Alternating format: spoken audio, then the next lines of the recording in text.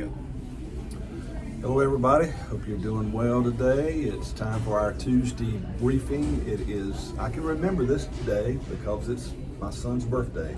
I did not mention that to you, but so happy birthday, Lee. Happy birthday, Lee. You're going to be, he's going to, well, I'm talking about family here, so we'll stop. This is not about family, but anyway. Anyway, it's time for our Tuesday briefing on March the 5th.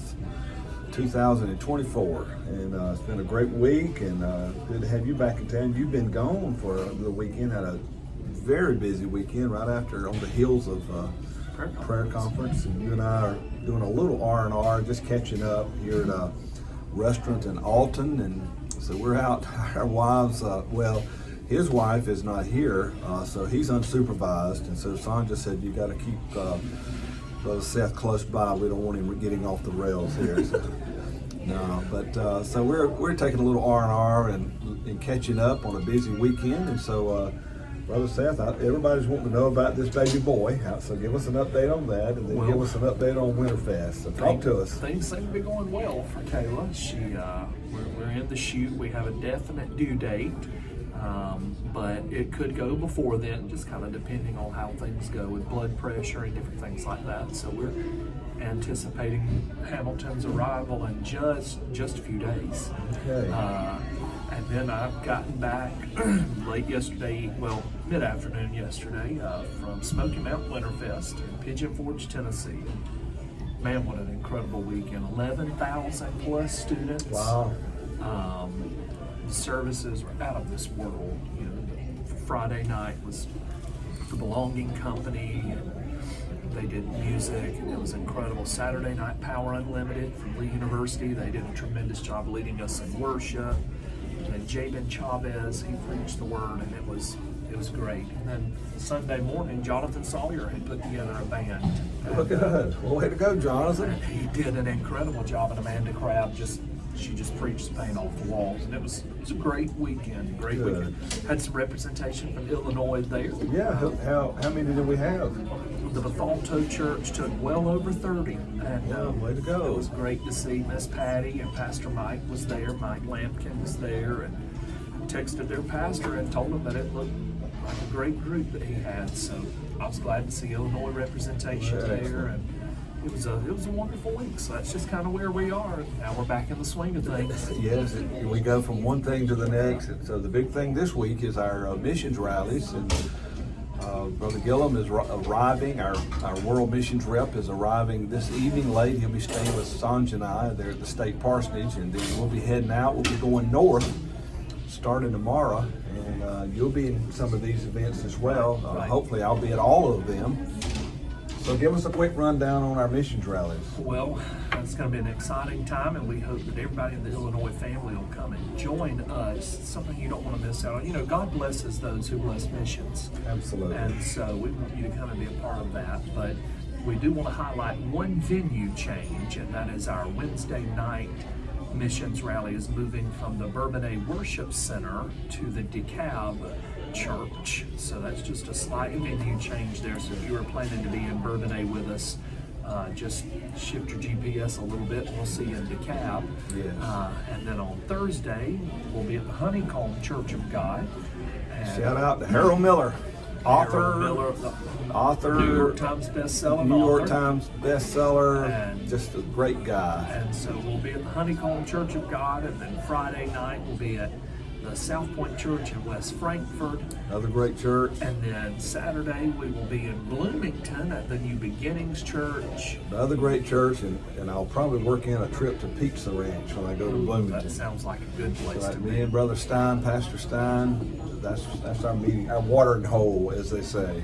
And then Sunday evening we cap it all off, and we'll be at Lee Church in Collinsville. So it's going to be a great week, and we want all of you to come out and support Brother Gillum and support World Missions and be a part of what we got going on. Amen. Now be at your church, but if you don't have a church, or and you happen to watch this and you're going to be in the Pekin area, you're going to be at Lighthouse Church I'm of going to be at God. You want Lighthouse to meet our on new Sunday youth morning. director, He's a tremendous preacher, and you'll be blessed. I'm going to be hanging out with Brother Gillum at his appointments, and so, great opportunity. I know you. That's a great church. That Lighthouse Church is a fabulous church, and Bishop Hill is knocking them out of the park there. Yeah, great church. Well, is that everything? I mean, there's a lot of stuff going on, but the local church is where it happens, and we're just here to serve you. So I think that's all right. I think so. Well, then let's get to our reading challenge. We're reading. I'm encouraging Brother Seth to become a reader. Leaders read and readers lead. And so, and here's a quote. I have a quote that I add every week.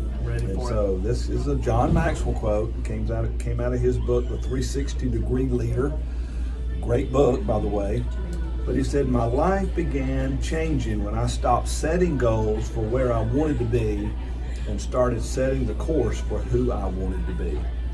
And that's personal growth. It's a great quote. Yes, personal growth, growing yourself. And that's what, you're already a great leader, Brother Seth. I have the highest regard and respect for you. But I want you to be all that you can be. I want you to leverage your life to the fullest. And so I'm going to stay on him about reading because I want to use him as the whipping boy to encourage all of you to be readers and listening to podcasts, watching videos. That's okay, but reading engages your mind like nothing else. You have to really be disciplined to read. You have to say no. You can multitask. You can listen to a podcast and drive down the road. You can listen to a book on drive down the road. You know, you can do it, but to read, you have to focus your brain, and I think it's a great way to grow. And so, here's the question. I know you had a busy week. So how do we do on our reading this week? This week came up short. Oh my goodness. This week, we drew an X. So if we were playing that island thing they had a few years ago, that when the reality shows, he'd be off the island. If we're playing the Gong Show, I'd be sent to Exile Island if that's but since this is real life, that's okay. You're going to have times like that. And I anticipated that may be the case. Busy. I mean, and for the youth directors, Winterfest, state directors, Winterfest is like slave labor for them. The Church of God International offices, people like Rob Bailey, former Marine, they maliciously take delight in working state youth directors like dirty dogs. And so I knew you wouldn't have much time. We worked. They work. They go and pay their way to work for free, basically. But so it's like a missions trip. So God bless you. But so I anticipated that. But I want to use this, Brother Seth, to highlight something that is hugely important. There has to be a point. There has to be a level. Reading. When I'm putting this challenge, I'm putting Brother Seth through is kind of like the Sabbath. It's made for him. He's not made to meet this challenge, and so it's not a heaven or hell.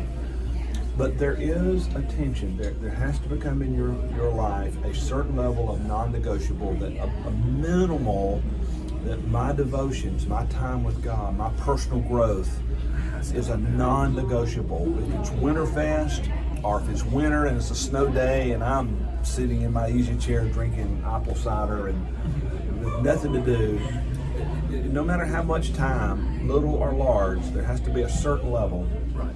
And for years now, I've been traveling a lot myself, and this goes all the way back, really into the 80s, when I started going on missions trips and stuff. And so I enjoy traveling, so I've traveled a lot in my life. And you can be working for God, traveling for God, and go lean in your soul.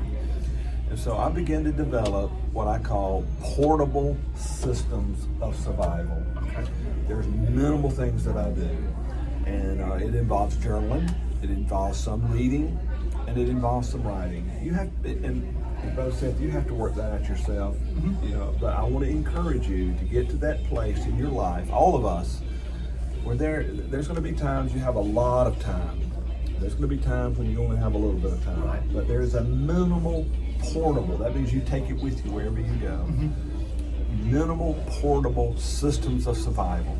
That this I have to keep my soul healthy. Right. I have to keep at a certain level, or I will be of no good to anybody else. Correct. But you're okay. This is a mulligan, a free pass. Get out of jail free this week. I used it all for early. You used the money early. I mean, if we have this next report next week, there's going to be some bleeding. I have to take blood next week. No, I'm just kidding. But anyway, that's about it. Just keep reading, keep growing, keep running to win. That's what we have to do. That's the bottom line. That's what The we've been called mission, to do. yes, the mission is reaching the lost and discipling the found.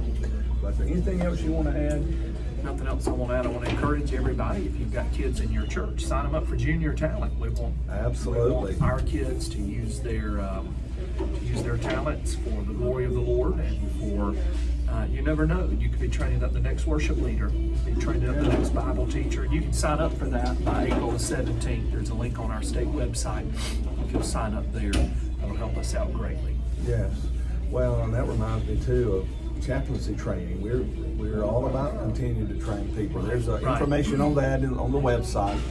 But a lot of good stuff. Lot of Thank great you for stuff what happening. you're doing. I'm so thrilled for us to have a full-time youth director, and he is giving it a full-time effort. Well, I appreciate So God bless all of you. Let's keep running to win. See you around the bend. May the Lord bless you. We love you. Have a great week.